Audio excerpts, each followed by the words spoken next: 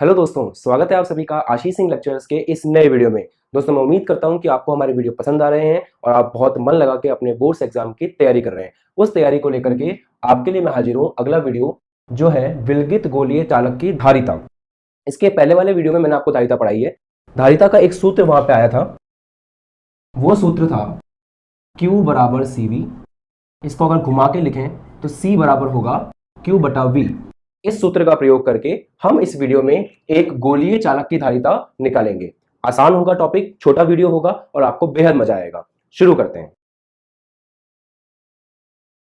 देखिए, हमारे पास एक ऐसा गोलीय चालक है जो एक गोले के रूप में है, जिसकी त्रिज्या कैपिटल R है, और क्योंकि ये एक चालक है इसीलिए इसको हमने जितना भी आवेश दिया है वो सारा का सारा इसकी सतह पर एक समान रूप से वितरित हो गया है।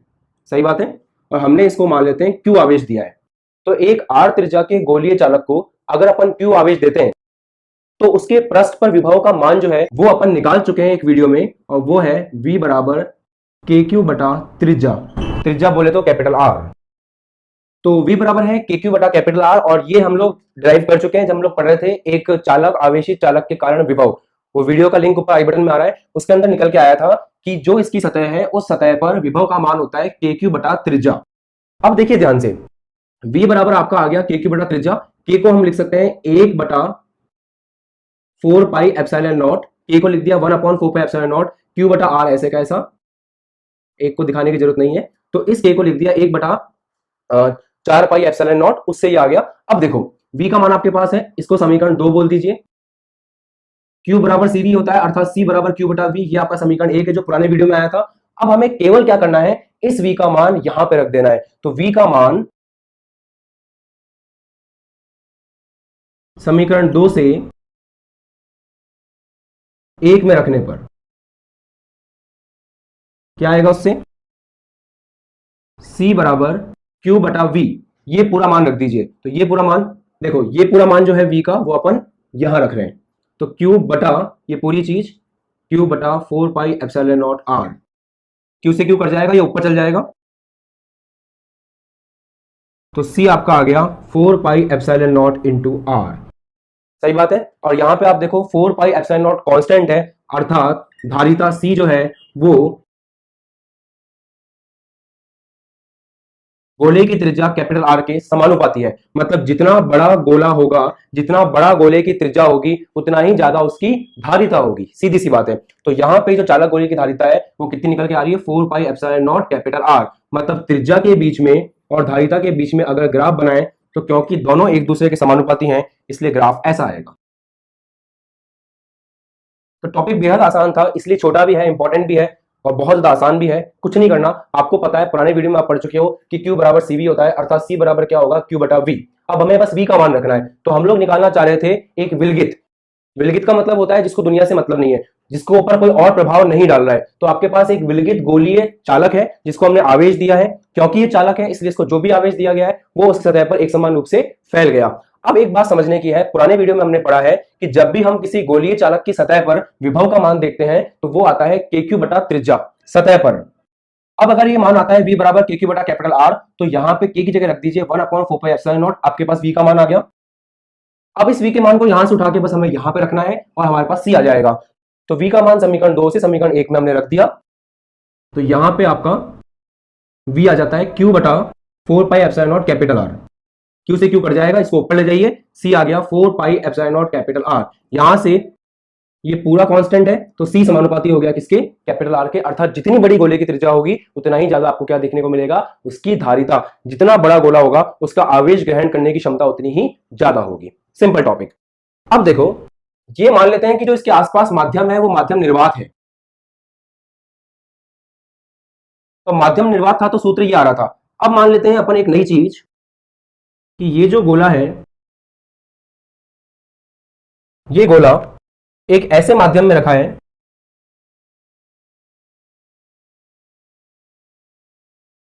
जिस माध्यम की विद्युतशीलता एप्सिलॉन m है। यहां निर्वात की विद्युतशीलता एप्सिलॉन नॉट है। तो ये एक ऐसे माध्यम में रखा है जिस माध्यम की विद्युतशीलता कितनी है, एप्सिलॉन एम। तो सूत्र में परिवर्तन क्या होगा, अब जो आपका नया सी आएगा उस सी का होगा 4 पाई एप्सिलॉन नॉट। जब निर्वात की बात हो रही थी तो यहां पे आता है निर्वात की विद्युतशीलता। अब अगर निर्वात नहीं है, कोई माध्यम है, तो यहां पे आएगा माध्यम की विद्युतशीलता। माध्यम की विद्युतशीलता, निर्वात की विद्युतशीलता, इन सबको मैंने अच्छे से पढ़ाया था जब मैं पढ़ाया था कूलाम का नियम। ऊपर आई बटन में लिंक आ रहा है, उसके अंदर एप्सिलॉन नॉट, एप्सिलॉन एम सबको समझाया हुआ है। और अभी अगर आप रिवाइज करना चाहें तो बहुत छोटी सी बात है, निर्वात कितना इसको ताकतवर बनाता है ये बताती है विद्युतशीलता। माध्यम इसको कितना असर दिखाने देता है ये कहलाती है माध्यम की विद्युतशीलता। तो जब आप निर्वात में रखते हो तो यहाँ पे एप्सिलॉन नॉट आता है निर्वात की विद्युतशीलता। जब आप किसी माध्यम में रखते हो तो यहां पे आता है माध्यम की विद्युतशीलता एप्सिलॉन एम। और एक और चीज होती है एप्सिलॉन आर, जो होती है epsilon M upon epsilon naught. Epsilon R होती है आपेक्षिक विद्युतशीलता। एप्सिलॉन एम है माध्यम की विद्युतशीलता।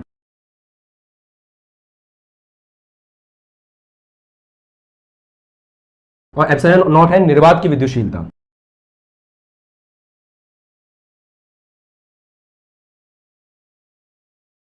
तो यहां से दिख रहा है एप्सिलॉन एम क्या होगा, इसको उधर भेज दो।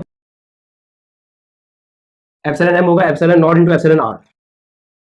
और इस मान को यहां रख दो, सी डैश आ जाएगा 4 पाई, यहां रख दिया epsilon naught into epsilon are.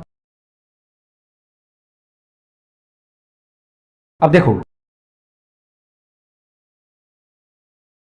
ये जो पूरी चीज है 4 pi epsilon naught into R, 4 pi epsilon naught into R, ये किसके बराबर है, सी के बराबर। तो सी डैश आ गया C into epsilon R. 4 pi epsilon naught capital क्या बन गया सी, तो सी डैश क्या आ गया सी इंटू एप्सिलॉन आर। और यहां से आप बोल सकते हो सी डैश अपॉन सी बराबर एप्सिलॉन आर।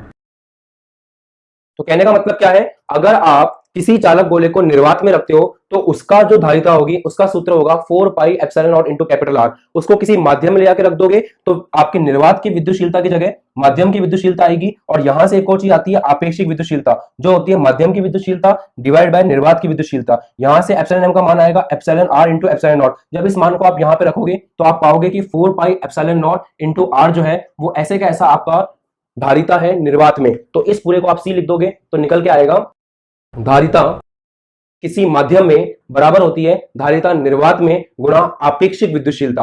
आपेक्षिक विद्युतशीलता का सूत्र ये होता है, सही बात है। तो आपको अगर क्वेश्चन में बोला जाए कि निर्वात में धारिता इतनी है और किसी एक ऐसे माध्यम में रखा जिस माध्यम की आपेक्षिक विद्युतशीलता का मान ये है, तो आप उन दोनों को गुणा कर दोगे जैसे यहां पे किया हुआ है, तो उससे निकल के आ जाएगा माध्यम में धारिता का मान।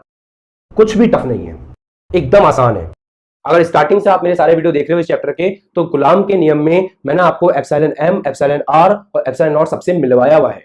उसके पहले वाले वीडियोस में आपने देखा कि v बराबर के क्यू बटा आर हमने डिराइव कर लिया था, और इसके जस्ट पहले वाले वीडियो में ये निकाल लिया था। तो ये वीडियो बेहद आसान है अगर आपने पुराने वीडियो सारे देख रखे हैं।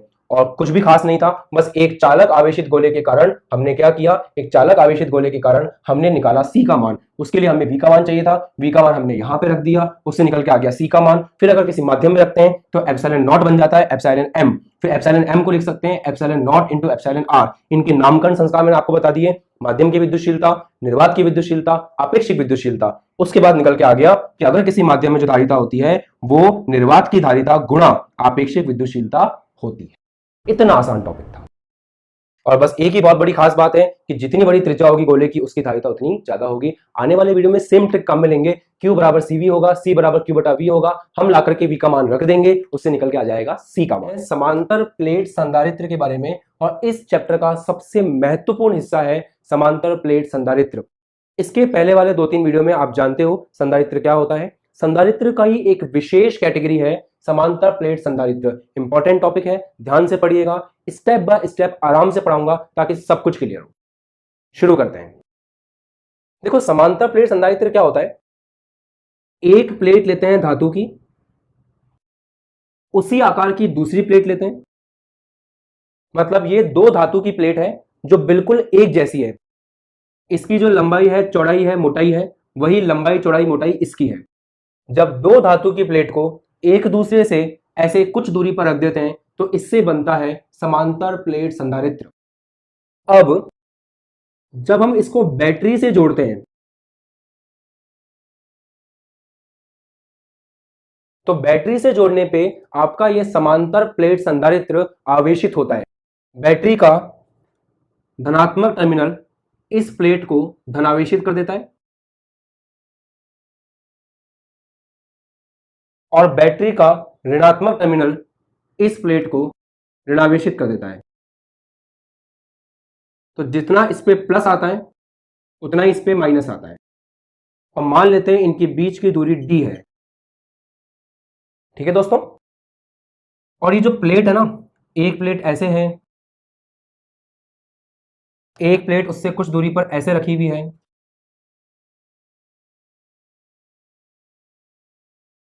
ये इसका 3D डायग्राम है। तो इस प्लेट का जो क्षेत्रफल है मान लेते हैं वो a है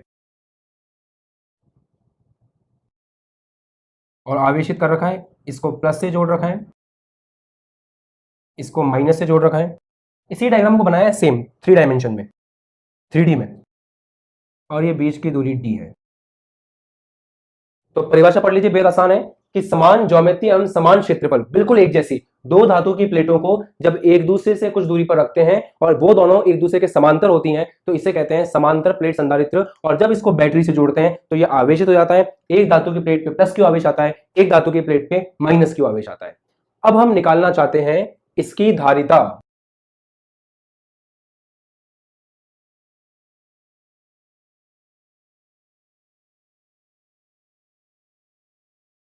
सूत्र होता है दोस्तों Q बराबर CV। Q क्या है? आवेश। C क्या है? धारिता। V क्या है? विभवांतर। तो यहां से C कितना आ रहा है? Q बटा V। इसको कहते हैं समीकरण 1। अब हमको बस यहां पर Q तो हमें पता है, जो आवेश हमने दिया है वो आवेश Q है, तो Q के बारे में तो हम जानते हैं। जो चीज हमें नहीं पता है वो है विभवांतर V। हमें ये नहीं पता है कि इन दोनों प्लेटों के मध्य जो विभवांतर V है वो कितना है। अब उस विभवांतर V को निकालने का हमारे पास एक तरीका है, वो तरीका मैं आपको बताऊंगा, ध्यान से सुनिएगा। देखो, पहली बात, इन दोनों प्लेटों के बीच में एक विद्युत क्षेत्र है, प्लस से माइनस। इन प्लेटों के बीच में जो विद्युत क्षेत्र है उस विद्युत क्षेत्र का मान है सिग्मा अपॉन एप्सिलॉन नॉट। ये बात आपको यहां पे याद करनी पड़ेगी कि ये जो प्लेटें हैं, इन दोनों प्लेटों के मध्य ये जो विद्युत क्षेत्र है वो विद्युत क्षेत्र होता है सिग्मा अपॉन एप्सिलॉन नॉट। हालांकि इसका डेरिवेशन मैं आपको करवा दूंगा आने वाले वीडियोस में, बट फिलहाल आपको याद रखना है कि दो प्लेटों के मध्य जो विद्युत क्षेत्र होता है वो कितना होता है? Sigma upon epsilon not. Sigma क्या होता है? यहां पे सिग्मा होता है आवेश बटा क्षेत्रफल। आवेश कौन सा? इस प्लेट के ऊपर जो आवेश है वो वाला आवेश। और क्षेत्रफल कौन सा? इस प्लेट का जो क्षेत्रफल है वो। तो सिग्मा को हम कहते हैं पृष्ठीय आवेश घनत्व, पढ़ाया था मैंने पहले, पृष्ठीय आवेश घनत्व। और पृष्ठीय आवेश घनत्व क्या होता है? आवेश बटा क्षेत्रफल। तो प्लेट का आवेश है Q, क्षेत्रफल है A, तो आपका सिग्मा क्या हो जाता है? Q बटा A। तो विद्युत क्षेत्र है आपका सिग्मा बटा एप्सिलॉन नॉट, सिग्मा है Q बटा A, तो विद्युत क्षेत्र क्या हो गया? Q बटा A एप्सिलॉन नॉट। ये आ गया विद्युत क्षेत्र का मान। अब सोचने वाली बात यह है कि विद्युत क्षेत्र और विभवांतर के बीच में एक रिश्ता होता है। वो रिश्ता मैंने आपको पहले ड्राइव करवाया था, एक टॉपिक करवाया था कि विभवांतर तथा विद्युत क्षेत्र में संबंध, वो था E बराबर माइनस का dV बटा dr। याद है आपको? E बराबर माइनस का dV बटा dr, या सिंपल शब्दों में कहें तो विद्युत क्षेत्र बराबर विभवांतर बटा दूरी।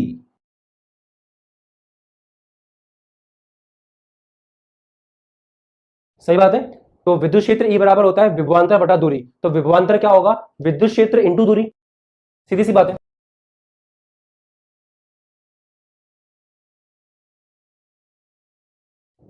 अगर E होता है माइनस का dV बटा dr जो हमने पहले ड्राइव किया है, तो विद्युत क्षेत्र बराबर हो गया विभवांतर बटा दूरी। तो विभवांतर कितना हुआ? विद्युत क्षेत्र इंटू दूरी। इस माइनस को मैंने हटा दिया क्योंकि विभवांतर जो है हमें उसका केवल मान चाहिए, तो विभवांतर का मान होगा विद्युत क्षेत्र इंटू दूरी।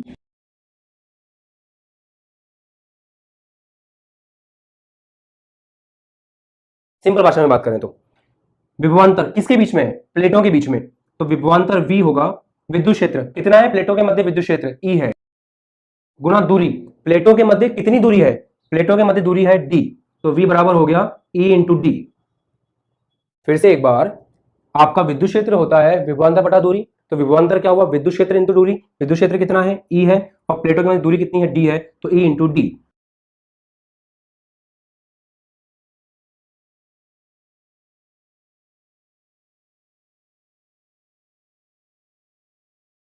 अब E का मान यहां पे रख दीजिए, Q upon A epsilon naught into D. सही बात है।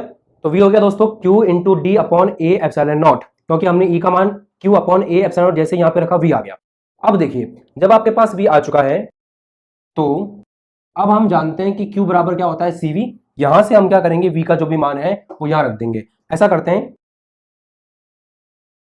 इसको बोलते हैं समीकरण 1, इसको बोलते हैं 2, और इसको बोल देते हैं 3। तो हमने इसको ऐसे कैसे लिखा, समीकरण 3 से E का मान रखने पर, जब E का मान यहां से रखा तो ये आ गया। अब इसका मान अपन रखेंगे यहां पे, समीकरण 2 से V का मान 3 में रखने पर क्या आएगा, C बराबर Q बटा V का मान यहां से रख दीजिए, Q into D upon A into epsilon not. Q into D upon A into epsilon not, Q से Q कट जाएगा और ये A इंटू एप्सिलॉन नॉट ऊपर चल जाएगा, तो Q से Q गया, A इंटू एप्सिलॉन नॉट ऊपर चल गया, नीचे बचा D, तो ये आ गया C बराबर A epsilon not upon D. यहाँ पे C क्या है, समांतर प्लेट संधारित्र की धारिता। A क्या है, प्लेट का क्षेत्रफल। एप्सिलॉन नॉट क्या है, निर्वात की विद्युतशीलता।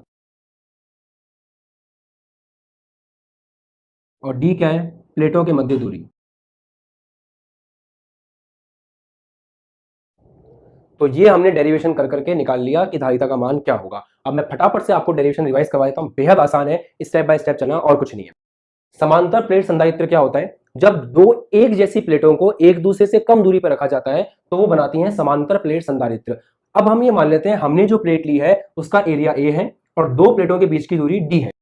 प्लेटों को आवेशित करने के लिए हम उसको बैटरी से जोड़ते हैं। जैसे ही बैटरी से आपने जोड़ा, बैटरी ने इस प्लेट को प्लस का Q दे दिया, इसको माइनस का Q दे दिया। अब सोचने वाली बात यह है कि अगर यहाँ प्लस क्यू है, यहाँ माइनस क्यू है, तो बीच में क्या रहेगा, विद्युत क्षेत्र। उस विद्युत क्षेत्र का मान होता है E बराबर सिग्मा अपॉन एप्सिलॉन नॉट। आने वाले समय में अच्छे समझाऊंगा कैसे आया। तो E बराबर होता है सिग्मा बटा एप्सिलॉन नॉट। सिग्मा होता है पृष्ठीय आवेश घनत्व, अर्थात आवेश डिवाइड बाय क्षेत्रफल।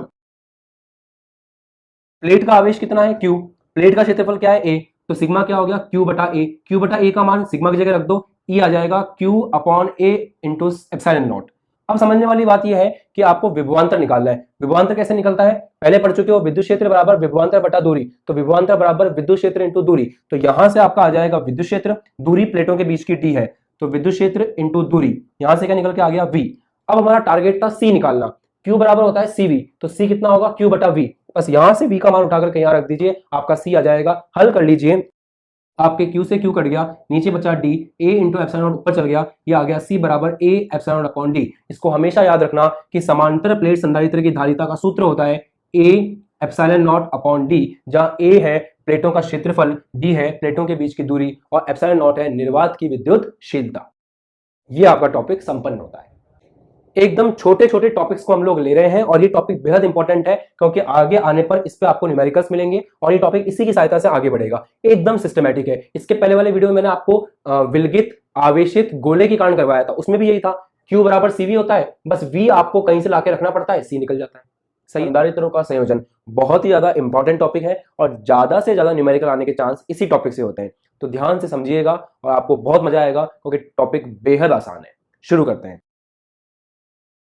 दोस्तों। मान लेते हैं हमारे पास दो प्रकार के संधारित्र हैं।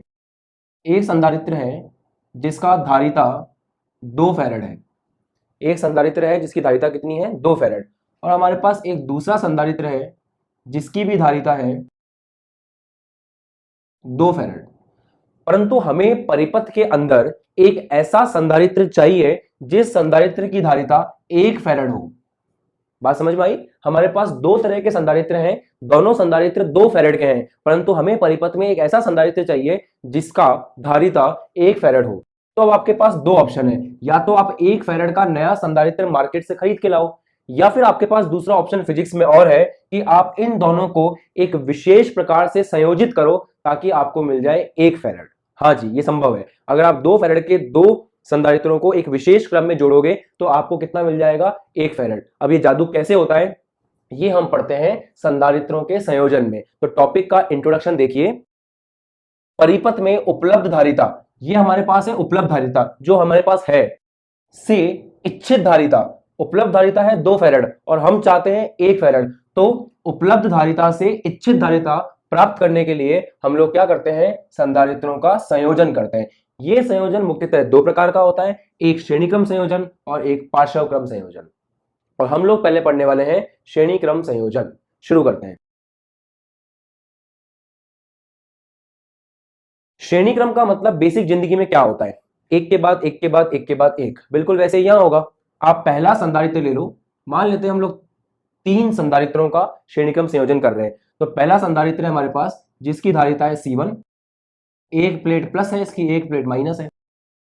इससे हमने जोड़ दिया दूसरे संधारित्र को जस्ट इसके बाद में, जिसकी धारिता C2 है। इससे हमने जोड़ दिया तीसरे संधारित्र को जिसकी धारिता C3 है। ये एक के बाद एक जुड़े हुए हैं। ये बिंदु A हो गया, ये बिंदु B, ये बिंदु C, ये बिंदु D। तो ये जो संयोजन है ये संयोजन कहलाता है श्रेणी क्रम संयोजन। अब इस संयोजन पे अगर आप थोड़ा गौर फरमाएं तो ये जो प्रथम संधारित्र है इसकी ये पहली प्लेट है, ये दूसरी प्लेट है। तो प्रथम संधारित्र की दूसरी प्लेट जुड़ी हुई है द्वितीय संधारित्र की पहली प्लेट से, फिर द्वितीय संधारित्र की दूसरी प्लेट जुड़ी हुई है तृतीय संधारित्र की पहली प्लेट से। इस प्रकार अगर आप जोड़ते जाते हैं तो जो क्रम निकल के आता है वो क्रम कौन सा होता है दोस्तों? श्रेणी क्रम संयोजन। परिभाषा को पढ़िए। यदि संधारित्रों को इस प्रकार जोड़ा जाए कि प्रथम संधारित्र की दूसरी प्लेट, प्रथम संधारित्र की दूसरी प्लेट द्वितीय संधारित्र की पहली प्लेट से, प्रथम संधारित्र की दूसरी प्लेट द्वितीय संधारित्र की पहली प्लेट से, तथा द्वितीय संधारित्र की दूसरी प्लेट, द्वितीय संधारित्र की दूसरी प्लेट तृतीय की पहली प्लेट से जुड़ी हो, तृतीय की पहली प्लेट से जुड़ी हो, तथा आगे भी यही क्रम रहे, तो यह संयोजन क्या कहलाता है? श्रेणी क्रम संयोजन। तो श्रेणी क्रम संयोजन एक के बाद एक के बाद एक। ठीक है। अब आपने क्या किया? श्रेणी क्रम संयोजन करके इसको एक बैटरी से जोड़ दिया। तो श्रेणी क्रम संयोजन करके आपने इसको अगर एक बैटरी से जोड़ा, बैटरी का विभव मान लो V है, बैटरी जो वोल्टेज दे सकती है, बैटरी की जो वोल्टेज है वो कितनी है? V है। तो बैटरी इनको आवेशित करना शुरू करेगी। अब एक बात मैं आपको बहुत इंपॉर्टेंट बता रहा हूं, ध्यान से सुनना। अगर रास्ता बदलता है तो आवेश बदलता है।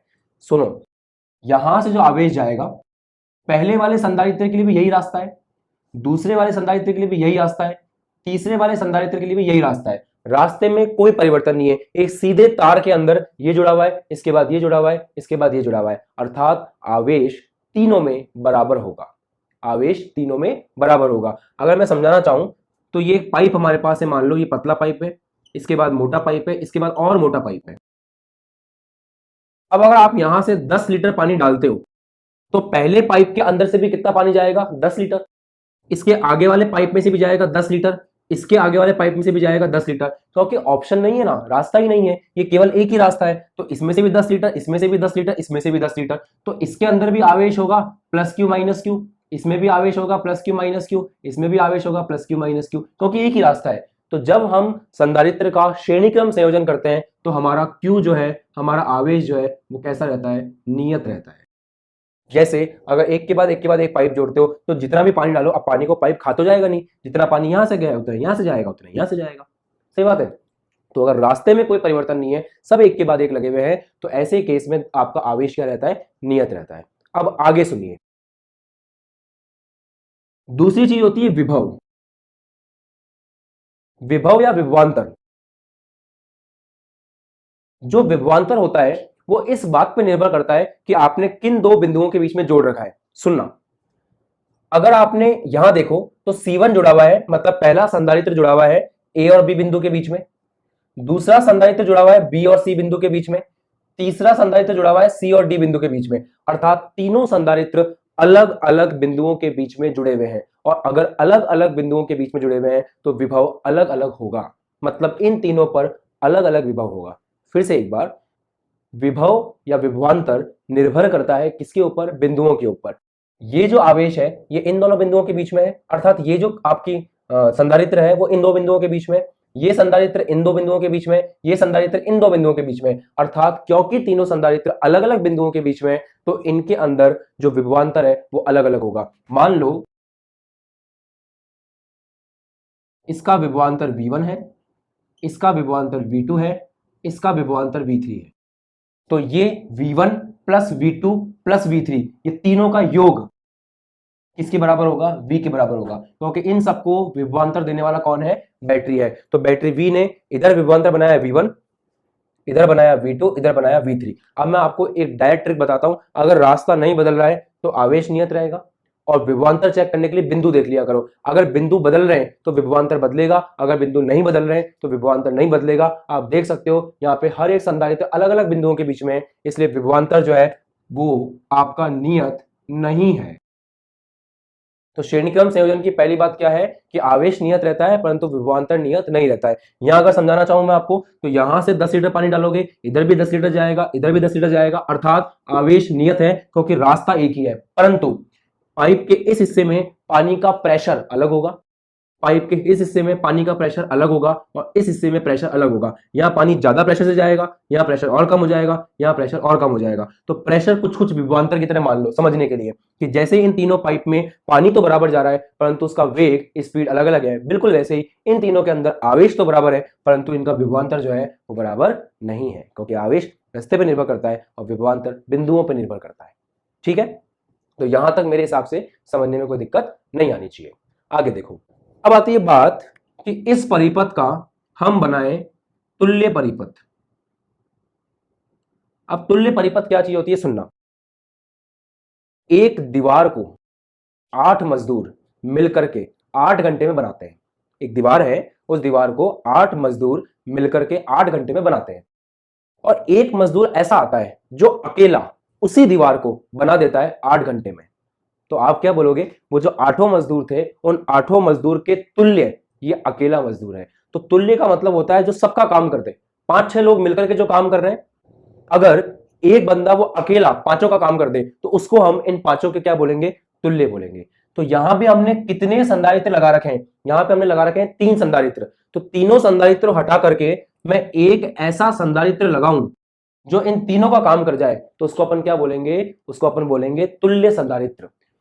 इसका है धारिता C1, इसकी C2, इसकी C3, इसकी धारिता होगी C तुल्य।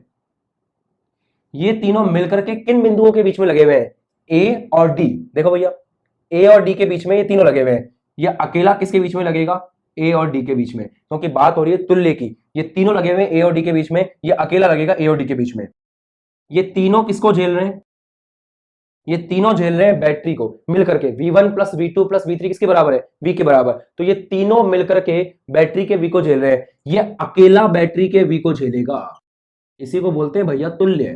तुल्य का मतलब है सबका काम करो। ये तीनों मिलकर के बैटरी को झेल रहे हैं अलग अलग, ये अकेला बैटरी को झेलेगा V से।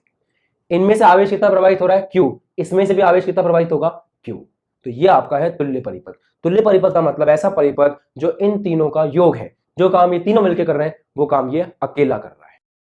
ठीक है, चलिए अब मैं इसको पूरा मिटा देता हूं, यहां तक स्क्रीनशॉट लेना हो तो ले लीजिए, फिर हम देखेंगे कि इस C तुल्य में और इनमें क्या संबंध है। तो आप यहां तक स्क्रीनशॉट पहले ले लो।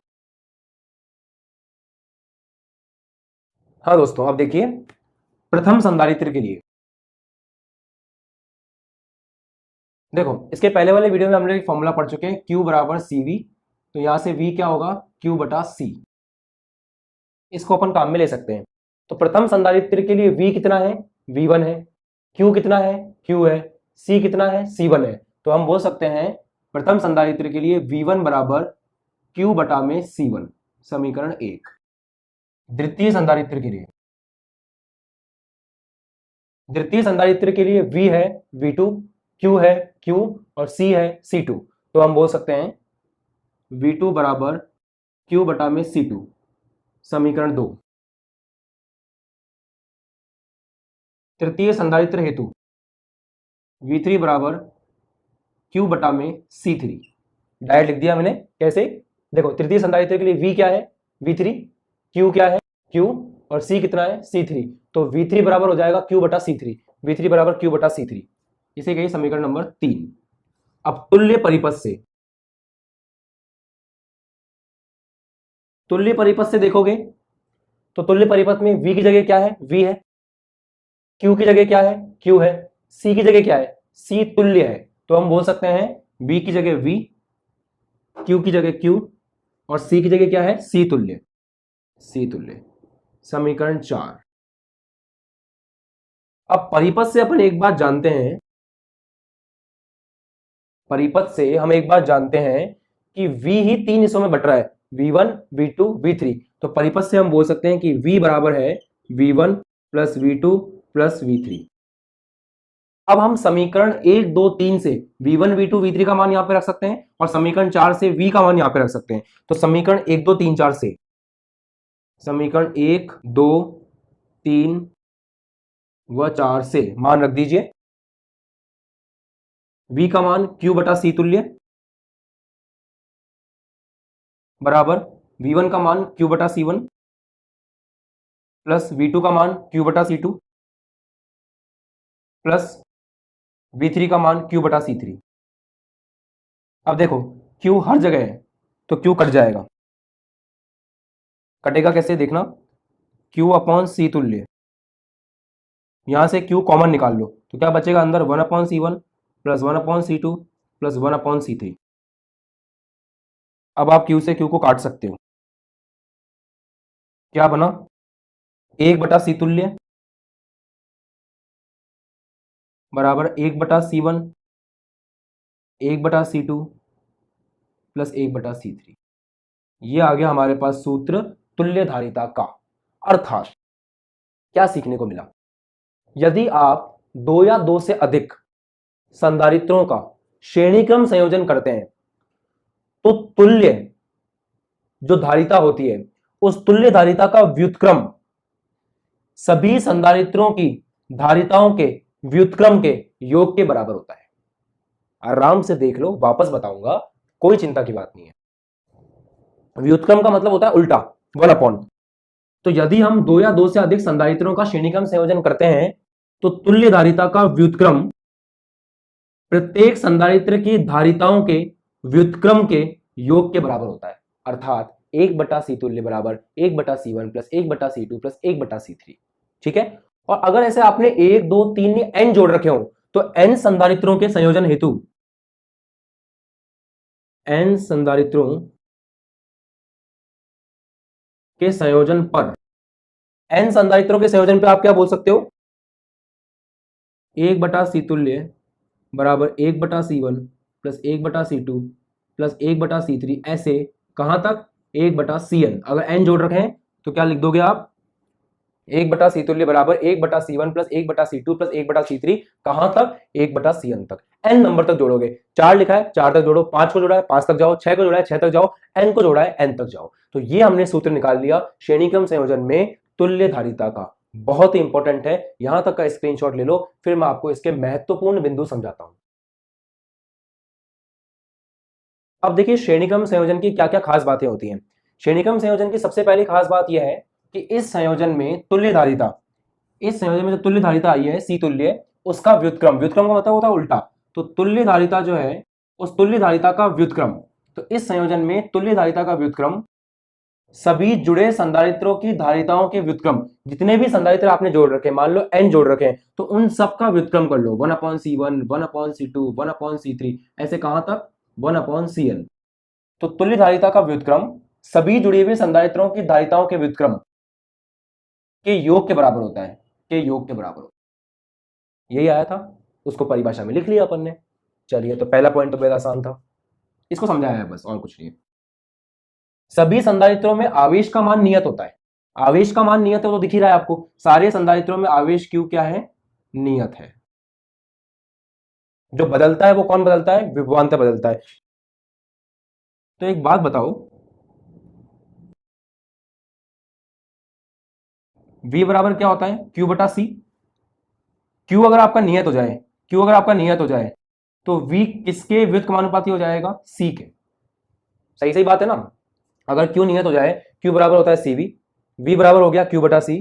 अगर Q नियत हो जाए तो V समानुपाती हो जाएगा 1 बटा C के, या V व्युत्क्रमानुपाती हो जाएगा C के। शब्दों का फेर है। V समानुपाती है 1 बटा C के, 1 बटा C के तो सामने है, समानुपाती है, परंतु V व्युत्क्रमानुपाती है C के। शब्दों का फेर है बच्चों। कोई आपसे पूछे कि V और 1 बटा C कैसे हैं? समानुपाती हैं। कोई आपसे पूछे V और C कैसे हैं? व्युत्क्रमानुपाती है। पता होना चाहिए अपन को कॉन्सेप्ट। ओके, तो ये याद रखोगे कि V जो है वो आपका व्युत्क्रमानुपाती है C के। चलिए, क्योंकि क्यों नियत है? क्योंकि कोई रास्ता नहीं है, एक ही रास्ते में सब है, तो आवेश नियत रहेगा। आगे, तुल्य धारिता जुड़े हुए संधारित्रों में सबसे कम धारिता से भी छोटी होती है।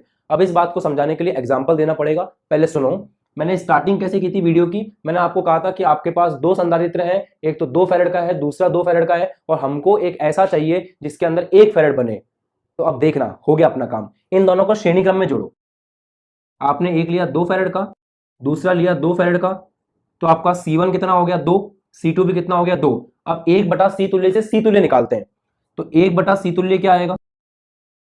1 बटा C1 प्लस 1 बटा C2, 1 बटा C1, C1 कितना है? 2, प्लस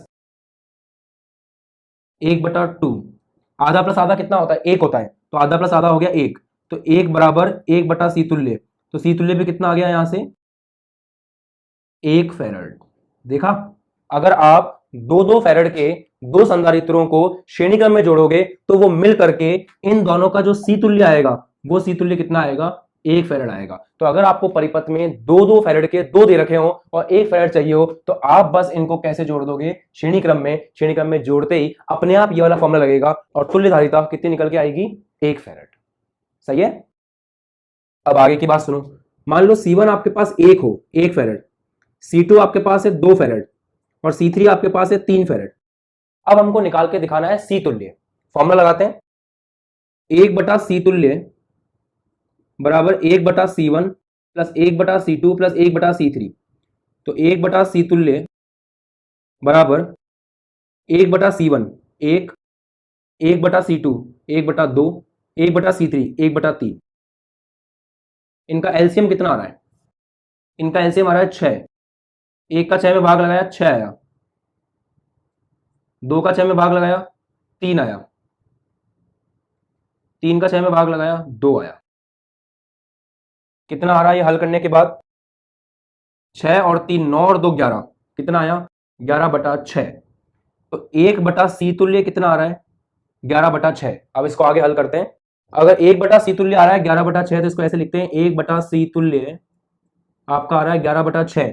तो C तुल्य कितना आएगा? ध्यान से देखना, 1 बटा C तुल्य 11 बटा 6, तो C तुल्य चाहिए तो घुमाना पड़ेगा। गलती मत करना, कभी कभी क्या करते हैं बच्चे, बहुत बड़ी गलती कर देते हैं। C तुल्य को बोल देते हैं 11 बटा 6, जबकि 11 बटा 6 C तुल्य नहीं है। C तुल्य क्या होगा? इसको घुमाना पड़ेगा। तो इसको घुमाओगे तो C तुल्य आएगा 11 बटा 6 की जगह 6 बटा 11। सही बात है। और अब इस 6 बटा 11 को हल किया जाए तो उत्तर आता है 0.55। अब क्या सीखने को मिला? एक आपके पास संधारित्र था 1 फैरेड का, दूसरा था 2 फैरेड का, तीसरा था 3 फैरेड का। जब इन तीनों का तुल्य निकाला तो इनका तुल्य आया 0.55। इन तीनों में सबसे छोटा कौन है? इन तीनों में सबसे छोटा है 1। और जो तुल्य परिपथ से जो तुल्य धारिता आ रही है वो कितनी आ रही है? 0.55। ये 0.55 इस एक से भी छोटा है। अर्थात बात को समझो प्यार से कि आपने जितने भी संधारित्रों को आपस में श्रेणी क्रम में संयोजित किया उनमें सबसे छोटा जो था 1, उससे भी छोटा आता है आपका तुल्य धारिता। तुल्य धारिता जुड़े हुए संधारित्रों में सबसे कम धारिता से भी छोटी आती है। इन तीनों में सबसे कम कौन है? 1। उस 1 से भी ये छोटी आई है। ये काम की बात है। अब देख लो, आपने किसको जोड़ा था? 2 और 2 को जोड़ा था। हालांकि इन दोनों में सब बराबर है, बट जो रिजल्ट आया था 1, वो इस 2 से भी छोटा है। तो आप हमेशा एक बात को याद रखना कि अगर आप एक या एक से अधिक संधारित्रों का श्रेणीक्रम संयोजन करते हो तो उसका जो तुल्य प्रतिरोध निकल के आता है वो जोड़े गए संधारित्रों में सबसे छोटे वाले धारिता से भी छोटा आता है। ठीक है, वापस से एक बार आपको एक बात याद रखनी है हमेशा कि जब आप संधारित्रों का श्रेणीक्रम संयोजन करते हैं तो जो तुल्य धारिता आती है वो तुल्य धारिता आपने जिन संधारित्रों को जोड़ा है उनमें सबसे छोटे वाले संधारित्र की धारिता से भी छोटी आती है। इन सब में सबसे छोटा है 1, और जो हमारा तुल्य धारिता आ रही है वो सबसे छोटे 1 से भी छोटी आ रही है। ये काम की बात। तो ये दोस्तों संपन्न होता है श्रेणी क्रम संयोजन। श्रेणी क्रम संयोजन को फटाफट से रिवाइज करवाता हूं। श्रेणी क्रम संयोजन में हम लोग एक के बाद एक संधारित्रों को जोड़ देते हैं। सभी एक ही लाइन में जुड़े हुए हैं, इसलिए सभी के अंदर आवेश बराबर होता है, सब में Q बराबर होता है। सभी अलग अलग बिंदुओं के बीच में जुड़े हुए हैं, इसलिए विभवांतर जो है वो अलग अलग होता है। तो आवेश बराबर, विभवांतर अलग अलग। अब सोचने वाली बात यह है कि जब हमने इसका डेरिवेशन किया तो एक बात निकल के आई कि जो तुल्य धारिता होती है वो तुल्य धारिता का व्युत्क्रम जितनी भी धारिता है उन सब के व्युत्क्रम के योग के बराबर होता है। ठीक है।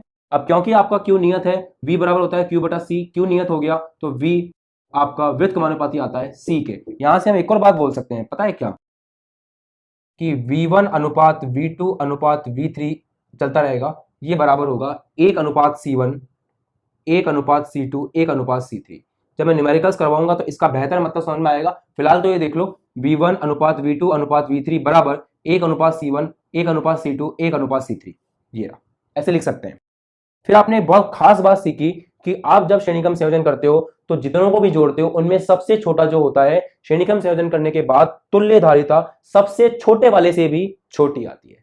ये आपने एक खास बात सीखी। जब इसको आप हल कर रहे थे तो आपने एक नई बात सीखी थी कि आपने जब एलसीएम ले लिया, एलसीएम लेके हल कर लिया तो जो 11/6 आया था वो 1/C तुल्य था। C तुल्य चाहिए तो इसको घुमाना पड़ेगा, इसको घुमाना पड़ेगा। तो 11/6 को C तुल्य मत बोल देना, मैक्स की सिली मिस्टेक हो जाएगी, नंबर कट जाएंगे। इसको घुमाना मत भूलना, इसको घुमाओगे तब असली C तुल्य निकल के आएगा।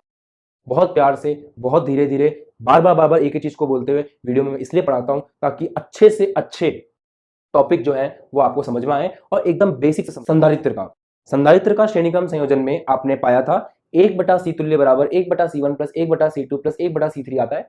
दूसरी बात, वहां पे आवेश नियत रहता है, विभवांतर बदलता है। अब हम बात करने वाले हैं समांतर क्रम संयोजन की। इसकी जरूरत क्या है? मान लो आपके पास 2 संधारित्र हैं जिनमें एक का धारिता है 2 फैरेड, दूसरे की धारिता है 2 फैरेड, परंतु आपको परिपथ में जो संधारित्र चाहिए उसकी धारिता 4 फैरेड चाहिए। तो ऐसे में आपके पास 2 ऑप्शन है, या तो आप उनका संयोजन कीजिए या फिर आप एक नया खरीद के लाइए। तो नया खरीद के लाने से बेटर है हम उनका संयोजन करें। तो यही संयोजन मैं आपको सिखा रहा हूं जो कि है पार्श्व क्रम संयोजन। बेहद मजा आने वाला है, वीडियो को लास्ट तक देखना, कॉन्सेप्ट 100% क्लियर हो जाएगा। शुरू करते हैं। देखो भैया, मान लो आपके पास 3 संधारित्र हैं, 1, ये 2 और ये 3। तीनों संधारित्रों का अगर आप चाहते हो पार्श्व क्रम संयोजन करना अर्थात समांतर क्रम संयोजन करना तो बेहद आसान है। इन सबकी पहली प्लेटों को एक बिंदु पर जोड़ दीजिए। मान लो वो बिंदु X है। इन सबकी दूसरी प्लेटों को एक बिंदु पर जोड़ दीजिए, माना वो बिंदु Y है। तो पार्श्व क्रम संयोजन की सबसे खास बात क्या है? सभी की पहली प्लेटें एक बिंदु पर और सभी की दूसरी प्लेटें अन्य दूसरे बिंदु पर। इसको कहते हैं समांतर क्रम संयोजन या पार्श्व क्रम संयोजन। पढ़िए, ऐसा संयोजन जिसमें सभी संधारित्रों की पहली प्लेटें एक बिंदु पर तथा दूसरी प्लेटें एक साथ अन्य बिंदु पर जुड़ी हों उसे कहा जाता है समांतर क्रम संयोजन या फिर पार्श्व क्रम संयोजन। अब जब आप इसको बैटरी से जोड़ोगे तो बैटरी इनको आवेशित करना शुरू करेगी। अब मान लो बैटरी का विभवांतर V है, तो ध्यान से सुनना, विभवांतर कब बदलता है? जब बिंदु बदलते हैं। मैंने आपको पहले वाले वीडियो में समझाया है, श्रेणी क्रम में सारे के सारे जो आपके संधारित्र थे वो अलग अलग बिंदुओं के बीच में थे, इसलिए उन सब पे विभवांतर अलग अलग था। परंतु यहां पे देखिए, जो पहला संधारित्र है वो किन बिंदुओं के बीच में है? X और Y। जो दूसरा संधारित्र है वो किन बिंदुओं के बीच में है? X और Y। जो तीसरा संधारित्र है वो किन 2 बिंदुओं के बीच में है? X और Y। बैटरी किन बिंदुओं के बीच में है? बैटरी भी आपकी X और Y के बीच में है। तो कहने का मतलब है दोस्तों, यहां पे सारे के सारे संधारित्र और बैटरी ये सभी किन बिंदुओं के बीच में लगे हुए हैं? X और Y। और मैंने आपको बताया था कि अगर बिंदु नहीं बदलते हैं तो विभवांतर भी नहीं बदलता है, क्योंकि आपका C1, C2, C3 तीनों लगे हुए हैं X और Y के बीच में, बैटरी भी लगी हुई है X और Y के बीच में। इसलिए जितना बैटरी का विभवांतर है V उतना ही इसके ऊपर होगा, मतलब इसका विभवांतर भी V होगा, इसका विभवांतर भी V होगा और इसका विभवांतर भी V होगा, क्योंकि तीनों चारों जो है, तीनों मतलब ये तीनों और बैटरी, ये सभी के सभी एक्स और वाई बिंदुओं के बीच में है। मतलब अगर बिंदु नहीं बदलते हैं तो विभवांतर नहीं बदलता है। इन सब में विभवांतर क्या रहेगा? सेम, एक समान। अर्थात हम बोल सकते हैं कि पार्श्व क्रम संयोजन में जो चीज नियत रहती है वो है विभवांतर v।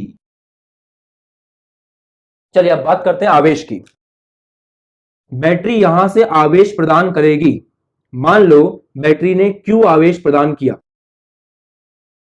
ठीक है, बैटरी ने Q आवेश प्रदान किया, तो यहां से आवेश के पास जाने के तीन रास्ते हैं। मैंने आपको बताया था कि अगर रास्ते बदलते हैं तो आवेश बदलता है, बिंदु बदलते हैं तो विभवांतर बदलता है। यहां पर जो आपका आवेश आ रहा है उसको आगे जाने के लिए तीन रास्ते हैं, तो इधर आवेश अलग जाएगा, इधर आवेश अलग जाएगा, इधर आवेश अलग जाएगा। जबकि श्रेणी क्रम में क्या था? एक ही रास्ता था, तो इधर से भी क्यू निकला, आगे भी क्यू निकला, आगे भी क्यू निकला। बट यहां पे तीन अलग अलग रास्ते हैं, तो इस रास्ते में मान लो आपका आवेश गया Q1, तो ये प्लेट हो गई प्लस के Q1 पे, ये प्लेट हो गई माइनस के Q1 पे। इधर से गया Q2, तो ये प्लेट हो गई प्लस के Q2 पे, ये हो गई माइनस के Q2 पे। इधर से गया Q3, ये प्लेट हो गई प्लस के Q3 पे, ये हो गई माइनस के Q3 पे। संधारित्र है, आप जानते हो एक प्लेट प्लस होती है, एक प्लेट माइनस होती है। मोटी मोटी बात यह है कि यहां से जो आवेश निकला है वो तीन हिस्सों में बटेगा, क्योंकि तीन रास्ते हैं। सही है, ये बिल्कुल ऐसा है। अगर मैं पाइप वाले एग्जाम्पल समझाऊं, जैसे पहले वाले वीडियो मैंने समझाया था, तो ये मान लो पाइप आ रहा है, 10 लीटर पानी आप दे रहे हो। अब ये पाइप जो है आगे तीन पाइप में बढ़ रहा है। अब अगर यहां से आने वाला जो पाइप है वो तीन पाइप में बढ़ रहा है, तो इधर अलग पानी जाएगा, इधर अलग पानी जाएगा, इधर अलग पानी जाएगा। बिल्कुल वैसे यहां से आने वाला आवेश तीन हिस्सों में बटेगा, उधर अलग आवेश जाएगा, इधर अलग आवेश जाएगा, इधर अलग आवेश जाएगा। तो यहां पे आपका V नियत होता है, क्योंकि सभी दो बिंदुओं के बीच लगे होते हैं, परंतु आपका आवेश नियत नहीं होता है, क्योंकि रास्ते बदल जाते हैं। ठीक है मित्रों, अब बनाते हैं हम तुल्य परिपथ।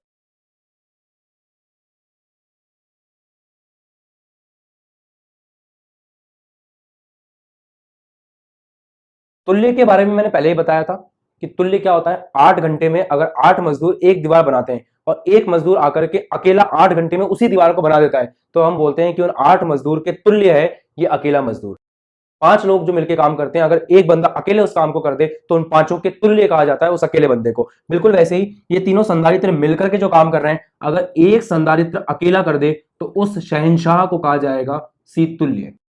ये तीनों किन बिंदुओं के बीच में लगे हुए हैं? ये तीनों लगे हुए हैं एक्स और वाई के बीच में। वो हमारा शहंशाह सी तुल्य अकेला लगेगा एक्स और वाई के बीच में। ये तीनों किसको झेल रहे हैं? बैटरी को। वो भी किसको झेलेगा? बैटरी को। बैटरी भी लगी हुई एक्स वाई के बीच में, ये भी लगा हुआ है एक्स वाई के बीच में, तो जो विभव बैटरी का है वही विभव किसका होगा? हमारे सी तुल्य का होगा। विभव मतलब बिंदु, ये भाई साहब भी एक्स वाई के बीच में है, इनका विभव भी V होगा। ये कितना आवेश ले रहा है? Q1, ये कितना ले रहा है? Q2, ये कितना ले रहा है? Q3। तो ये तीनों मिल करके इस Q को बांट रहे हैं। ये अकेला किसको संभालेगा? Q को संभालेगा। तो इसमें अकेले में Q जाएगा, प्लस का Q, माइनस का Q। सोचने वाली बात है, सिंपल बात है कि बैटरी से निकला Q इन तीनों ने बांटा था, ये तीनों का काम अकेला ये कर रहा है, तो इन तीनों का आवेश Q ये अकेला झेलेगा। तो ये हो गया आपका तुल्य परिपथ। ओके, इसके पहले वाला वीडियो अगर नहीं देखा है तो उसको देख लेना, क्योंकि उसके बिना इसको समझोगे तो प्रॉब्लम होगी। तुल्य परिपथ मैंने वहां बेहतर समझाया था, क्योंकि वो शुरुआत थी, यहां तो आपको बस उसको यूज करना है। तो इन तीनों का काम ये अकेला कर रहा है, तीनों मिलकर के आवेश ले रहे हैं Q, ये अकेला आवेश ले रहा है Q। तीनों मिलकर लगे हुए एक्स वाई के बीच में, बैटरी को झेल रहे हैं, ये अकेला बैटरी को झेल रहा है। बैटरी भी लगी हुई है एक्स वाई के बीच में, विभव V है, इसका विभव भी V होगा। विभव V बदलता है बिंदुओं के साथ, बिंदु नहीं बदल रहे हैं तो विभव V नहीं बदलेगा। यहां तक कोई दिक्कत नहीं है दोस्तों। अब आगे बढ़ते हैं। अब संधारित्र C1 के लिए, मतलब पहले संधारित्र के लिए, संधारित्र जिसकी धारिता C1 है उसके लिए, अब देखो एक सूत्र होता है,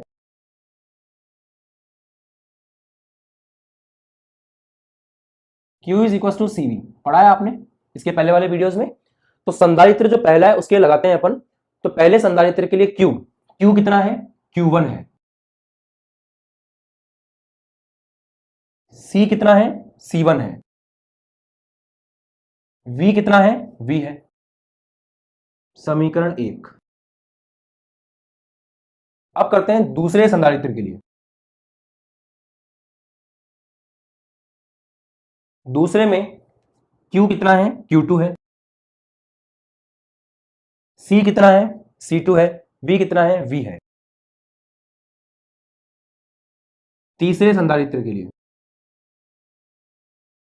तीसरे वाले के लिए Q कितना है, Q3 है, C कितना है, C3 है, V कितना है, V है। तुल्य परिपथ से, तुल्य परिपथ में Q कितना है, Q है, C कितना है, C तुल्य है, V कितना है, V है। समीकरण 4। अब अपन जानते हैं परिपथ से कि जो हमारा Q है वो 3 हिस्सों में बटा है, Q1, Q2, Q3। तो हम बोल सकते हैं कि Q बराबर है Q1 plus Q2 plus Q3। सही बात है। हम जानते हैं कि यहां से जो आवेश Q गया था वो 3 हिस्सों में बटा है, तो हम बोल सकते हैं कि Q बराबर है Q1 plus Q2 plus Q3। यहां से एक बात समझ में आती है कि अब अपन Q1, Q2, Q3 के मान समीकरण 1, 2, 3 से यहां रख सकते हैं और समीकरण 4 से Q का मान रख सकते हैं। तो समीकरण 1, 2, 3, 4 से आएगा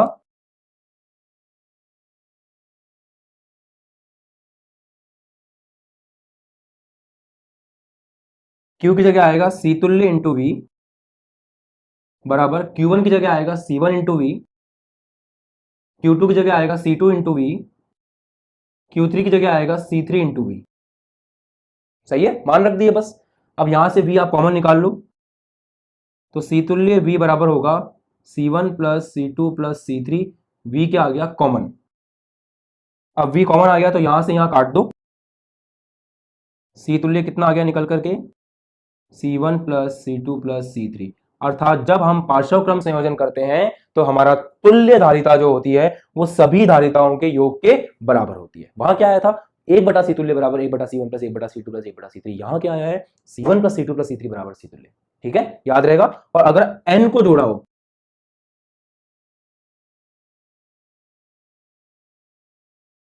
n संधारित्र हेतु n को जोड़ा है तो C तुल्य होगा C1 plus C2 plus C3 कहां तक, Cn तक। ठीक है दोस्तों, तो बेहद आसान चीज थी। अगर पहले वाला वीडियो दिखा हुआ था, बहुत सिंपल सिंपल डेरिवेशन हो गया। बस एक बात याद रखना, सारे दो बिंदुओं के बीच में है जो कि फिक्स है, इसलिए यहां पे विभवांतर फिक्स है। 3 रास्ते हैं जाने के लिए, इसलिए आवेश बदल रहा है। वहां पर एक ही रास्ता था तो आवेश नियत था, बिंदु अलग अलग थे तो विभवांतर बदल रहा था। फर्क समझ में आना चाहिए, दोनों में बहुत जरूरी बात है।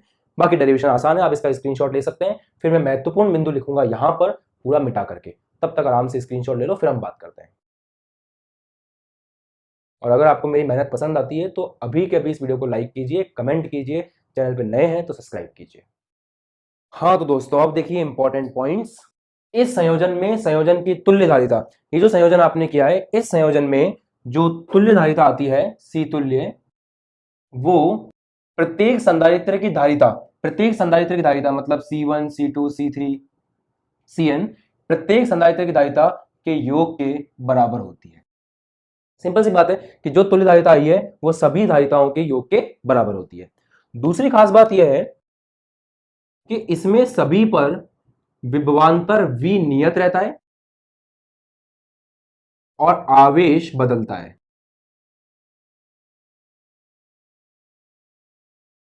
आवेश क्यों नियत नहीं है, तो आप जानते हो कि यहां से अगर अपन सूत्र देखें तो Q बराबर क्या होता है, CV। अगर V नियत है, V नियत है, ये नियत है, तो Q किसके समानुपाती हो गया, C के। जो नियत होता है उसको हटा देते हैं और समानुपाती देखते हैं या वृत्त समानुपाती देखते हैं। तो V आपका नियत है, इसको हटाओ तो Q समानुपाती आ रहा है C के। मतलब हम बोल सकते हैं कि Q1 अनुपात Q2 अनुपात Q3 किसके बराबर होगा, C1 अनुपात C2 अनुपात C3 के। इसका न्यूमेरिकल्स में समझाऊंगा और बेटर में आपको। बाकी फिलहाल इजी है, अगर Q समानुपाती है C के तो Q1 अनुपात Q2 अनुपात Q3 बराबर आएगा C1 अनुपात C2 अनुपात C3 के। ये दूसरी बात खास है। तीसरी बात, अब इसको समझने के लिए मान लो आपके पास 3 संधारित्र हैं, एक है 1 फैरेड का, दूसरा है 2 फैरेड का, तीसरा है 3 फैरेड का। अब अगर आपने इनका किया है समांतर क्रम संयोजन तो इनका तुल्य धारिता कितनी आएगी, इनकी तुल्य धारिता आएगी C1 plus C2 plus C3, अर्थात 1 प्लस 2 प्लस 3। तो 1 प्लस 2 प्लस 3 कितना आ रहा है, 6। भाई 3 और 2 5, 5 और 1 6। अब ये देखो, ये जो तुल्य आया है 6, ये तुल्य इनमें सबसे बड़े वाले से भी बड़ा है। अब यहां पे आपको पुराने वाले वीडियो की कुछ याद आएगी। वहां पे ये था कि जब इन तीनों का अपन श्रेणी क्रम संयोजन करते हैं तो इनका आता है 0.55 के आसपास, जो सबसे छोटे वाले से छोटा होता है। परंतु जब इनका पार्श्व क्रम संयोजन किया जाता है, ये वाला संयोजन किया जाता है, तो जो तुल्य प्रतिरोध आ रहा है वो तुल्य प्रतिरोध सबसे बड़े वाले से भी बड़ा है। भाई 1 2 3 इनमें सबसे बड़ा कौन है? 3। तो तुल्य प्रतिरोध जो है वो 6 आ रहा है, सबसे बड़े वाले से भी बड़ा। जबकि उसमें क्या हो रहा था? सबसे छोटे वाले से भी छोटा आ रहा था। तो आप दोनों टॉपिक का अंतर समझते चलना कि उसमें क्या है, इसमें क्या है। उसमें v बदलता है, q नियत रहता है। इसमें q बदलता है, v नियत रहता है। सही है। उसमें सबसे छोटे वाले से छोटा आता है, इसमें सबसे बड़े वाले से बड़ा आता है। पढ़िए, संधारित्रों के समांतर क्रम में तुल्य धारिता, जो आपकी तुल्य धारिता है, वो संयोजन में लगे सबसे अधिक धारिता से भी अधिक होती है। संयोजन में लगे सबसे अधिक धारिता से भी अधिक होती है। तो इन तीनों का अगर आपने पार्श्व क्रम संयोजन किया है तो फिर जो आपकी तुल्य धारिता आएगी वो सबसे बड़े वाले से भी बड़ी आएगी। और अब अपन इसको भी देख लेते हैं। अगर आपको 2 फैराड और 2 फैराड से 4 फैराड चाहिए तो आपको क्या करना पड़ेगा? इस 2 को और इस 2 को ऐसे जोड़ना पड़ेगा ताकि ये समांतर क्रम में आ जाएं। जब ये समांतर क्रम में आएंगे तो सूत्र लगेगा C1 प्लस C2, सूत्र लगेगा C1 प्लस C2 और 2 प्लस 2 आपको कितना मिल जाएगा? 4। और अगर इन्हीं से आपको 2 और 2 से 1 प्राप्त करना था तो इसके पहले वाले वीडियो में आपने क्या किया था? उनको श्रेणी क्रम में जोड़ दिया था तो 1 आ गया था। तो आप चाहो तो 2 और 2 से 4 भी बना सकते हो पार्श्व क्रम में जोड़ के, और अगर आप चाहो तो 2 और 2 से 1 भी बना सकते हो जैसा पहले वाले वीडियो में किया था श्रेणी क्रम में जोड़ के। तो हमारे पास जो है, क्या है हमारे पास? 2 फैराड 2 फैराड। उससे हमें जो चाहिए वो हम प्राप्त कर सकते हैं संयोजन की सहायता से। इसलिए आपकी टॉपिक की स्टार्टिंग थी कि उपलब्ध धारिता से इच्छित धारिता प्राप्त करने के लिए हम क्या करते हैं? संयोजन करते हैं। और ये मैंने आपको समझाया कि पार्श्व क्रम संयोजन क्या होता है और इसकी खास बातें क्या, तुल्य धारिता निकालने के लिए क्या ट्रिक काम में आती है और किस तरह से उसके क्वेश्चंस को सॉल्व किया जाता है। इस वीडियो को देखने के बाद डिस्क्रिप्शन के अंदर टेलीग्राम के हमारे चैनल का लिंक है, आप टेलीग्राम ऐप को इंस्टॉल कीजिएगा, वहां पे जाके हमारे चैनल को ज्वाइन कीजिएगा। वहां पे मैं इससे संबंधित क्वेश्चंस की शीट डालूंगा, तो आपको वहां उस चैनल पर जाके हमें ज्वाइन करना बेहद फायदेमंद रहेगा, क्योंकि वहां मैं न्यूमेरिकल्स की शीट डालूंगा जिसको मैं चैनल पे सॉल्व करवाऊंगा। ठीक है, तो आप इस वीडियो को देखने के बाद वो काम जरूर कर लें ताकि वहां आपको डेली शीट्स मिलती रहे, अपडेट मिलता रहे और आप हमारे साथ जुड़े रहें। तो अब हम शुरू करते हैं न्यूमेरिकल्स, जो कि होंगे तुल्य धारिता पर आधारित। देखिए दोस्तों, 2 तरह के संयोजन होते हैं, एक होता है श्रेणी क्रम, एक होता है पार्श्व क्रम। श्रेणी क्रम संयोजन में सूत्र लगता है 1/C तुल्य बराबर 1/C1 प्लस 1/C2 प्लस चलता रहेगा 1/Cn तक। पार्श्व क्रम में लगता है C तुल्य बराबर C1 plus C2 plus C3 चलता रहेगा Cn तक। एक तो ये आपको पता होना चाहिए, हम ड्राइव कर चुके हैं। अब अपन क्वेश्चन शुरू करते हैं। पहला क्वेश्चन है, मान लेते हैं 2 संधारित्र आपके पास लगे हुए हैं, एक के बाद एक। इसकी धारिता है 4 फैराड, इसकी भी है 4 फैराड, और इसको जोड़ रखा है ए और बी के मध्य, और हमको निकालनी है ए और बी के मध्य तुल्य धारिता। अब देखो, ये श्रेणी क्रम है या पार्श्व क्रम है, इसका पता कैसे लगाते हैं? अगर एक के बाद एक जुड़ा हुआ है और बीच में कोई शाखा नहीं निकल रही है तो वो श्रेणी क्रम है। इसके जस्ट बाद में ये है, बीच में कोई शाखा नहीं है, इन दोनों के बीच में केवल एक सीधा सा तार है, इसका मतलब ये क्या है? श्रेणी क्रम है। अगर ये श्रेणी क्रम है तो सूत्र कौन सा लगेगा? ये वाला लगेगा, 1/C तुल्य बराबर 1/C1 प्लस 1/C2। इस सूत्र को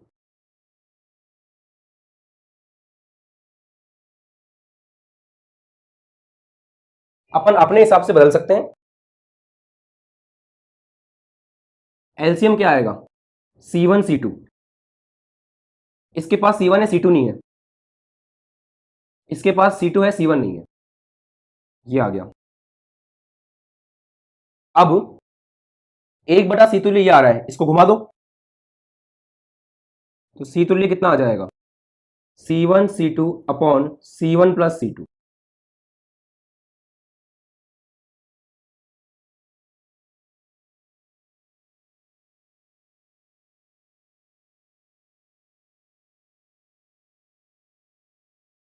तो दोस्तों, 2 संधारित्र अगर जुड़े हुए हैं श्रेणी क्रम में तो सूत्र आप डायरेक्ट याद रख सकते हो, C1 C2 upon C1 plus C2। अब इसको फटाफट अप्लाई कर दो, C तुल्य निकल के आ जाएगा, जो कि होगा C1 C2। C1 कितना है? 4, C2 कितना है? 4, C1 प्लस C2, 4 प्लस 4, तो 4 चौक 16, 4 प्लस 4 8, कितना आ गया? 2 फैराड आपका आंसर हो गया। सही है। अदरवाइज आप ये सूत्र नहीं लगाना चाहो तो इससे भी हल कर सकते हो। देखो 1/C तुल्य बराबर 1/C1, C1 कितना है 4, प्लस C2 कितना है 4, 4 एलसीएम आ गया, 1 + 1 2, सही है बात, 4 एलसीएम आ गया, 1 + 1 2। अब ये हो गया 1/C तुल्य बराबर 2/4 है, तो C तुल्य कितना होगा 4/2। ये गलती मत किया करो बस, 1/C तुल्य बराबर 2/4 है, तो C तुल्य 2/4 के बराबर नहीं होगा, इसको घुमाना पड़ेगा, उधर भी घुमाना पड़ेगा, तब आएगा C तुल्य। काफी बच्चे जल्दी में गलती करते हैं। आ गया 2 फैराड। तो चाहो तो एलसीएम लेके हल कर लो, चाहो 2 के लिए सूत्र लगा लो। सूत्र लगाना आसान है, उसमें गलती के चांस कम होते हैं, इसलिए आप 2 संधारित्र के लिए ये सूत्र याद रखोगे श्रेणी क्रम का। ठीक है, तो ये तो बहुत आसान क्वेश्चन था। अब करते हैं अपन सेकंड। सेकंड क्वेश्चन ऐसा है कि ए बिंदु ये रहा, इससे जुड़ा हुआ है 4 फैराड ऐसे, दूसरा 4 फैराड ऐसे। अब आपको ए और बी के मध्य तुल्य धारिता निकालनी है। तो देखो श्रेणीक्रम संयोजन का लॉजिक मैंने बताया था कि एक के जस्ट बाद में एक होना चाहिए, बीच में कोई नहीं आना चाहिए।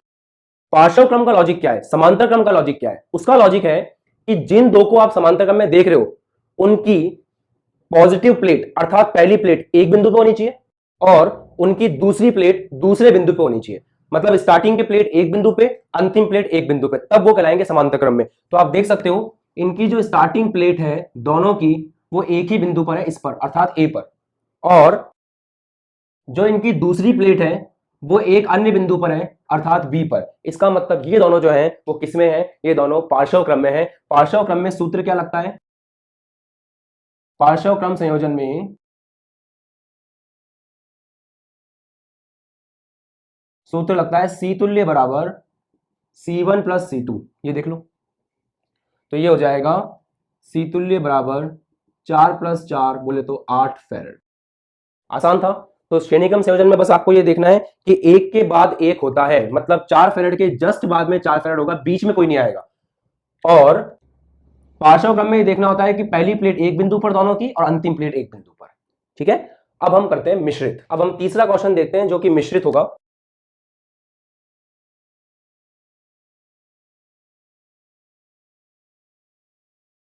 तो ये आपके सामने क्वेश्चन है, आपको इसको हल करना है और ए और बी के मध्य तुल्य धारिता निकालनी है। अब देखो ये जो आपका 2 फैराड है और ये जो 2 फैराड है, इसकी पहली प्लेट एक ही बिंदु पर जुड़ी हुई है, सही बात है।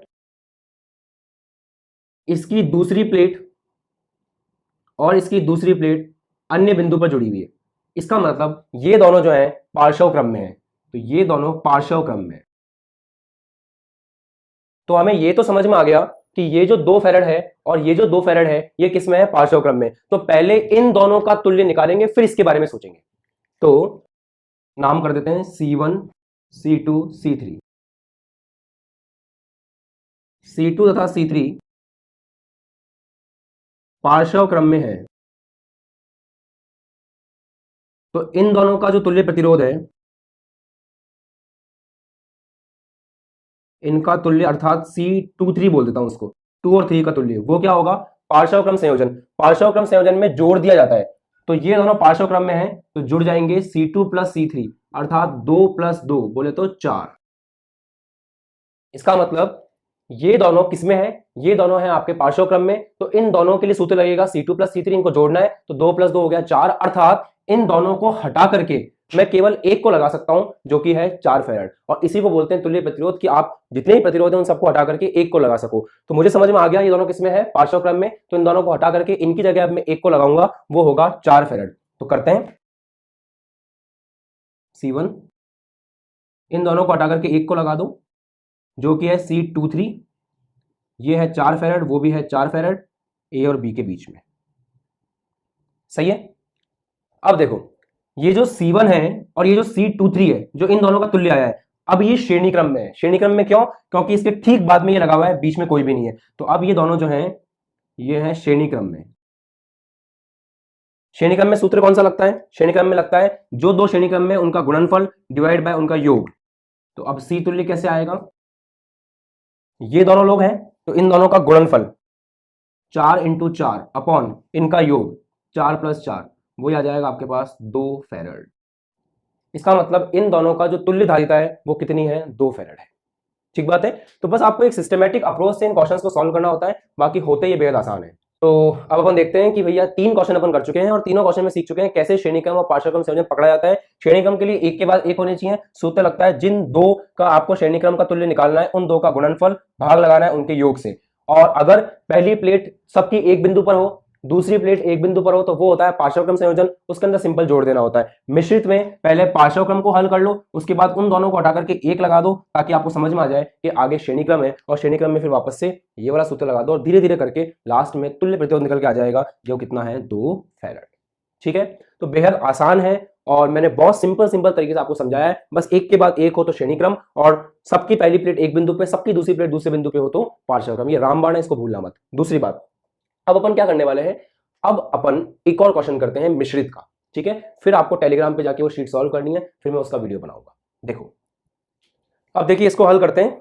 साफ साफ दिख रहा है कि इसके अंदर 4 आपके पास संधारित्र हैं, ये दोनों एक के बाद एक लगे हुए हैं, एक के जस्ट बाद एक, ये दोनों भी एक के बाद एक लगे हुए हैं। तो ये है श्रेणीक्रम में और ये भी किसमें है, श्रेणीक्रम में। भाई 4 और 4 के दरमियान कोई नहीं आ रहा, कोई नहीं उनके बीच में, श्रेणीक्रम। इस 4 और इस 4 के बीच में भी कोई नहीं है, अर्थात श्रेणीक्रम। श्रेणीक्रम में 2 के लिए सूत्र अब आपको डायरेक्ट याद करवा दिया है मैंने, C1 C2 upon C1 plus C2। अब अगर ये दोनों श्रेणीक्रम में है तो अपन इनमें सूत्र लगाएंगे। सूत्र क्या लगेगा, सूत्र लगेगा ये वाला, ये जो सूत्र है आपका, ये सूत्र 2 के लिए श्रेणीक्रम का सूत्र है। तो इसके लगाना चाहोगे तो आएगा C तुल्य बराबर इन दोनों का गुणनफल C1 C2 अपॉन योग C1 प्लस C2। तो 4 इंटू 4 अपॉन 4 प्लस 4 कितना निकल के आ जाएगा, ये 2 फैराड। तो इन दोनों को हटा करके आप किसको लगा सकते हो, 2 फैराड को। ऐसे ये दोनों श्रेणीक्रम में है तो इनका जो C तुल्य आएगा C34, वो क्या होगा, C3 C4 दोनों का गुणनफल अपॉन दोनों का योग, वही 4 इंटू 4 अपॉन 4 प्लस 4, वही आ जाएगा 2 फैराड। तो इन दोनों को हटा करके 2 फैराड लगा सकते हैं, इन दोनों को हटा करके भी 2 फैराड लगा सकते हैं। तो करते हैं, चलो इन दोनों की जगह लगा दो 2 फैराड,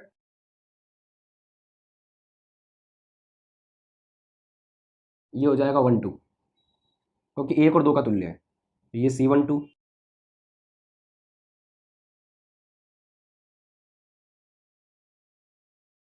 इन दोनों की जगह 2 लगा सकते हो, C34। अब देखो, अब जो आया है इसमें पहली प्लेट दोनों की एक ही बिंदु पर है और अंतिम प्लेट अन्य बिंदु पर है, मतलब ये दोनों अब किसमें है, पार्श्वक्रम में। अब अगर ये दोनों पार्श्वक्रम में है तो C तुल्य आएगा इनका योग, अर्थात C12 प्लस C34, तो 2 प्लस 2 4, और ये आ गया आपका आंसर जो कि तुल्य प्रतिरोध है। कितना आसान होता है, बस हमें एक एक करके सॉल्व करना होता है। इसमें पहले पार्श्वक्रम को हल किया, फिर श्रेणीक्रम को हल कर दिया। इसके अंदर पहले श्रेणीक्रम को हल किया, फिर पार्श्वक्रम को हल कर दिया। आसान है ना दोस्तों। अब आपको टेलीग्राम पे जाके वो शीट सॉल्व करनी है। नेक्स्ट वीडियो में, मतलब आगे जो वीडियो आएंगे उनमें मैं वो शीट करवाऊंगा, तो आपके पास 3 से 4 दिन का समय होगा, तब तक आप वो शीट को कर लीजिए और वहां जाके चैनल को जरूर ज्वाइन कीजिए। टेलीग्राम, व्हाट्सएप, इंस्टाग्राम हर जगह ज्वाइन कीजिए ताकि आपके अच्छे से अच्छे परसेंटेज बने। तो मेन बात मत भूलना बस कि अगर 1 के जस्ट बाद में 1 है तो श्रेणीक्रम है, 2 के लिए आप ये सूत्र लगा सकते हो, अदरवाइज आपको एलसीएम लेना पड़ेगा। जब एलसीएम लो तो ध्यान रखना लास्ट में इसको घुमाना भी होता है। और पार्श्वक्रम का मतलब है सबकी पहली प्लेट एक ही बिंदु पे, सबकी दूसरी प्लेट एक ही बिंदु पे, तो पार्श्वक्रम होता है, उसमें सिंपल जोड़ना होता है C1 plus C2 plus C3। तो ये न्यूमेरिकल्स हमने किए। आने वाले वीडियोस में हम लोग और न्यूमेरिकल्स को भी करेंगे, बट जरूर आप इंस्टाग्राम पे, टेलीग्राम पे और व्हाट्सएप पे, इन तीनों जगह पे जरूर कॉन्टैक्ट कर लीजिए अगर आप चाहते हैं इस चैनल से पूरी तरह से जुड़ना और एक एक चीज़ को सीखना। ये वीडियो आपको कैसा लगा मुझे जरूर बताइएगा। अच्छा लगा तो इसको लाइक करें, कमेंट करें, अपने दोस्तों के साथ में व्हाट्सएप